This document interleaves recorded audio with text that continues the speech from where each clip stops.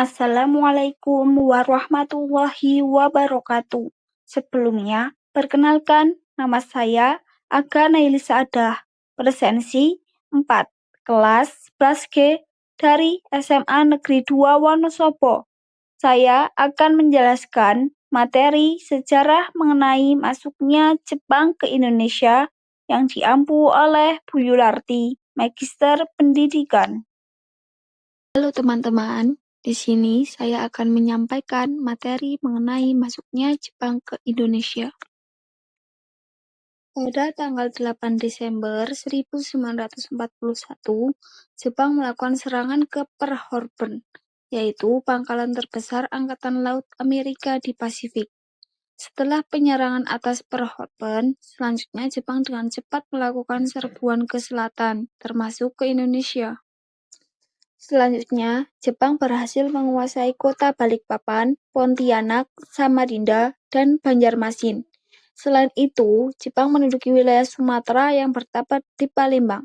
Jepang juga menguasai wilayah Jawa, yaitu Teluk Jawa, Jawa Barat, dan Jawa Tengah. Serbuan tentara Jepang ke Indonesia demikian besar dan cepat membuat tentara Belanda tidak mampu bertahan. Akhirnya, pada tanggal 8 Maret 1942, Letnan Jenderal Terporten dan beberapa petinggi militer Belanda datang ke Kalijati, Subang, Jawa Barat, bertemu dengan Letnan Jenderal Imamura, perwakilan dari Jepang. Jepang masuk ke Indonesia untuk mendapatkan minyak bumi, timah, dan aluminium. Hasil tersebut digunakan untuk cadangan logistik dan bahan industri perang. Setelah secara resmi menerima penyerahan kedaulatan dari pemerintah Belanda, pemerintah Jepang langsung membagi wilayah Indonesia menjadi 3 wilayah pemerintahan militer. 1. Wilayah 1. Angkatan Darat Gunsaibu, mencakup Jawa dan Madura, di mana Batavia menjadi pusatnya. Wilayah ini menjadi wewenang tentara ke-16 di bawah pimpinan Hitoshi Imamura. 2. Wilayah 2.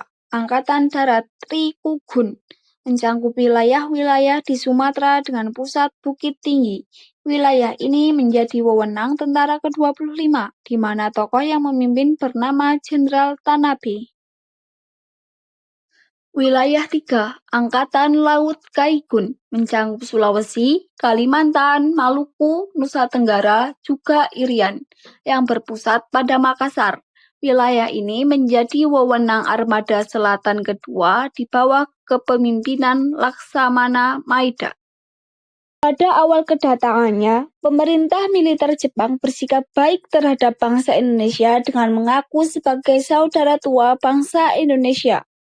Tetapi, akhirnya sikap baik itu berubah setelah sekian waktu Jepang menduduki Indonesia.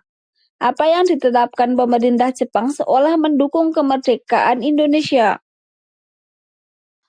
Padahal sebenarnya Jepang berlaku demikian demi kepentingan pemerintahannya yang pada saat itu sedang menghadapi perang. Apalagi setelah Jepang mengetahui harapan yang besar dari Indonesia untuk mencapai kemerdekaan.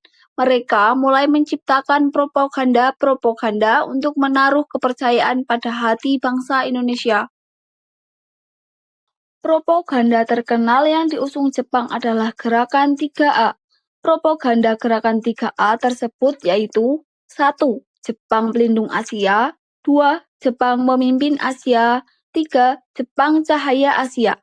Selain propaganda, Jepang juga melakukan berbagai tindakan nyata berupa pembentukan badan-badan kerjasama seperti 1. Putera, pusat tenaga rakyat dengan tujuan membujuk kaum nasionalis sekuler dan intelektual agar menyerahkan tenaga dan pikirannya untuk mengabdi kepada Jepang, yang beranggota Insinyur Soekarno, Muhammad Hatta, Ki Hajar Dewantara, dan Mas Mansur. Jawa Hokokai, Himpunan Kebaktian Jawa, merupakan organisasi sentral dan terdiri dari berbagai macam profesi, dokter, pendidikan, kebaktian wanita pusat, dan perusahaan.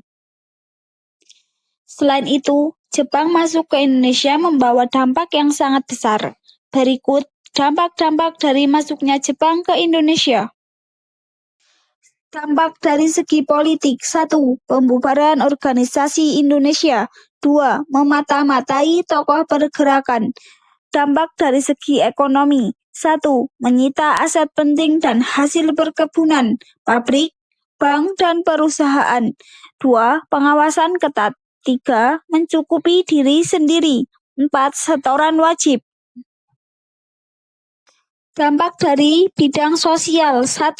Romusa. 2. Jukun Ianfu. 3. Kemunduran pendidikan. 4. Bahasa Indonesia menjadi mapel wajib. 5. Strata Indonesia ditempatkan di atas Eropa. Dampak dari segi budaya. 1. Sekresi. 2. Lagu, film, drama dengan propaganda Jepang. 3. Pusat kebudayaan Kaimin Bundai Sidoso. 4. Tak ada pres independen. 5. Pemberedalan buku.